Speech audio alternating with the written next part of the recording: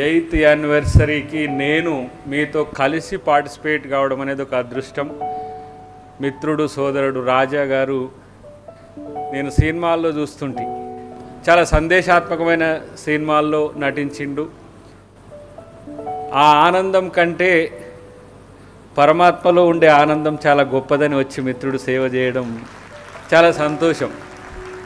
మాకు అవకాశం రాకపోయినప్పటికి కూడా మేము ప్రజాసేవలో ఉండడం సంతోషపడుతుంటాం. ఆధ్యాత్మికత దైవచింతనను మించిన సేవ ఇతర సేవల్లో ఉండదు, ఎందుకంటే అది దైవికమైన సేవ కాబట్టి. ప్రత్యేకించి ఈ కూడికలో 1-2 అంశాలు మీతో ప్రస్తావన తెస్తాయి. ఎందుకంటే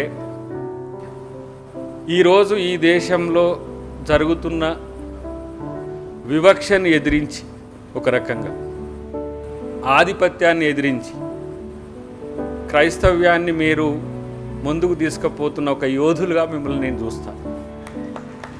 ఎందుకంటే ఈ దేశంలో అన్ని ధర్మాలు ఉంటాయి, కానీ కొన్ని ధర్మాలకు పరిమితులు ఉన్నాయి. That is the problem of the India. So పాలకుల యొక్క నైజాన్ని బట్టే, పరిపాలనను బట్టే ప్రజలు వారిని గౌరవించాలనా లేదా అనే అంశాల్లో ఎప్పుడు కూడా ఆలోచిస్తుంటారు. కానీ ఈ దేశంలో పాలకులే పక్షపాతిగా అయినప్పుడు, పాలక వర్గమే పక్షపాతంతో చూస్తున్నప్పుడు మీరు తెగిస్తున్న తెగింపు కానీ ఇదంతా కూడా ఆ యెహోవా లేదంటే ఆ పరమాత్మ యొక్క ఇచ్చనే అని నేను అనుకుంటున్నా. ఎందుకంటే చాలామంది మిత్రులు నేను క్రిస్టియన్ అని చెప్పుకోవడానికి కూడా ఇబ్బంది పడుతున్నారు. కొంతమంది మిత్రులు నేను ముస్లిం అని చెప్పుకోవడానికి ఇబ్బంది పడుతున్నారు.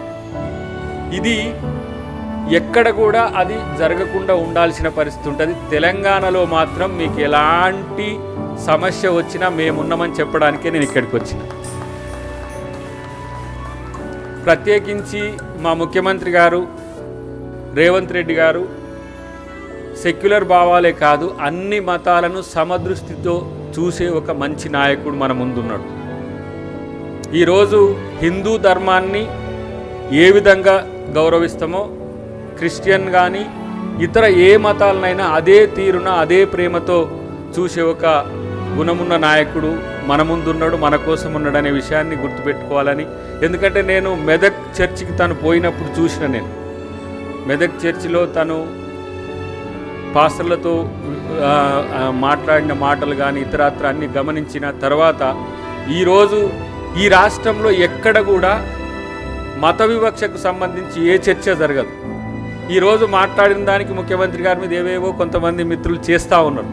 కానీ నేనంటున్న ఒక మాట, ఎవరైనా అంటే మన భాషలో చెప్పాలంటే సైతాన్ ఎంతసేపు ఉంటుంది, సైతాన్ యొక్క బలం ఎంత దేవుని ముందు అనే అంశాన్ని మనం గుర్తుపెట్టుకోవాల్సిన అవసరం ఉంది.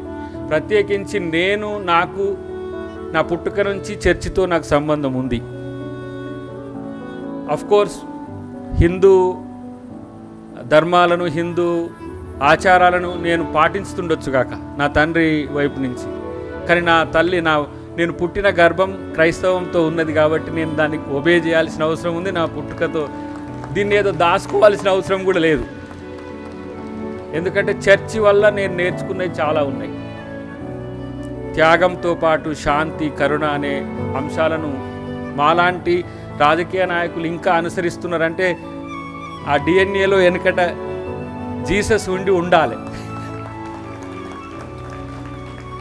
సో నేను డిగ్రీ వరకు కూడా, అంటే అప్ టు బీకామ్ వరకు కూడా ఎక్కువ చర్చికి పోతుంటే ఫ్రీక్వెంట్గా. తర్వాత పీజీ, ఎంకామ్, ఎంసీఐ, ఎల్ఎల్బి వచ్చినాక అంతా ఎక్కువ చర్చిని మరిచిన. అప్పుడప్పుడు మీలాంటి వాళ్ళతో ఇట్లా పాల్గొనడం వల్ల మళ్ళీ పాత తప్పులన్నిటి కూడా మళ్ళీ ఒకసారి తుడిచివేసేయడానికి అవకాశం ఉంటుంది. మిత్రులారా, హైదరాబాద్లోనే కాదు ఎక్కడనైనా సరే, అమెరికాలోనైనా సరే, మిత్రుడు అమెరికా పోయినప్పుడు నా కూతుర్ను కలిసి ఉండే, ఆ రోజు మాట్లాడుకున్నాం. సో నా బాధ్యత కూడా తనకు సహకరించాల్సిన అవసరం ఉందని నేను భావించిన. మాట తప్పకుండా రావాల్సిన అవసరం ఉన్నది, కాపాడుకోవాల్సిన సందర్భం కూడా ఉంటుంది డెఫినెట్గా. కాబట్టి మీరు మీ కొరకు ఎట్లా ప్రే చేస్తారో మాలాంటి వాళ్ళు కూడా మంచి నాయకులుగా తయారు కావాలని కోరుకోండి అని చెప్పి నేను విజ్ఞప్తి చేస్తున్న సభాముఖంగా. తప్పకుండా అన్న, విల్ డెఫినెట్లీ. ఎందుకంటే కొంత రాజకీయ నాయకులు అనేసరికి సమాజంలో ఒక దృష్టికోణం ఉంటుంది, కానీ మీలాంటి మనసున్న నాయకులు కూడా ఉంటారు అనే విషయాన్ని కూడా గుర్తుపెట్టుకోవాలనే నా విజ్ఞప్తి. అందరిలా ఉండరు, కొందరు మీలా కూడా ఉంటారు. కాబట్టి నేనేం రాజకీయ నాయకుడిని కావాలని చెప్పేసి ఏమి రాజకీయాల్లోకి రాకున్నప్పుడు కూడా నాకు వచ్చిన సందర్భం రాజకీయాల్లోకి తీసుకొచ్చింది మేడం. సీనియర్గా ఎవరైతే మా సోనియా గాంధీ గారు ఉన్నారో, నేను వారిని తెలంగాణ మూమెంట్లో పాల్గొన్న తర్వాత ఆమెను కలిసినాక నన్ను చూసి చిన్నగా ఉన్నప్పుడు, నువ్వు రాజకీయాలు నీ కెరీర్ ఎంచుకుంటే ఈ పార్టీలకు రమ్మని నన్ను ఆహ్వానించింది. సరే, పార్టీలు, కులాలు, మతాలు, వర్గాలు పక్కన పెడదాం, దేవుని దగ్గర అందరం ఒకటే అనే ప్రైజ్ ది లార్డ్. ఇవన్నీ నేను ఎందుకంటే నేను ఎకడమిక్గా నేను కిందికి పోతా ఉంటే కొన్ని అవాంతరాలు అవి వచ్చినప్పుడు నేను చూస్తుంటా. బట్ ఏది ఏమైనా ఒక 2025 సంవత్సరాల నుంచి ఈ దేశాన్నే కాదు ఈ ప్రపంచాన్ని ఏలుతున్న పురాతన సనాతన ధర్మ బైబిల్. అది పాత నిబంధన గ్రంథం కావచ్చు, కొత్త నిబంధన గ్రంథం కావచ్చు. జీసస్ కంటే ముందు, జీసస్ తర్వాత కూడా ఈ దేశంలో మనుషులందరినీ ప్రేమతో కరుణతో ముందుకు తీసుకుపోతున్న ఒకే ఒక్క గ్రంథం బైబిల్.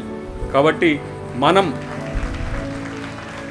ఇతర మతాల యొక్క మనోభావాలను గౌరవిస్తూనే మన అస్తిత్వాన్ని ముందుకు తీసుకుపోవాల్సిన అవసరం ఉన్నది అనే అంశాన్ని గుర్తు చేస్తూ, భవిష్యత్తులో మిత్రుడు రాజా గారు పెట్టే సమావేశాలకు నన్ను ఆహ్వానిస్తే తప్పకుండా నా వంతు సహకారం కూడా నేను అందిస్తా అని చెప్పి తెలియజేస్తూ praise the lord. Thank you very much. ఒక్క నిమిషం అన్న, would like to honour you. Sudhakar అన్న, ప్లీజ్ కమ్.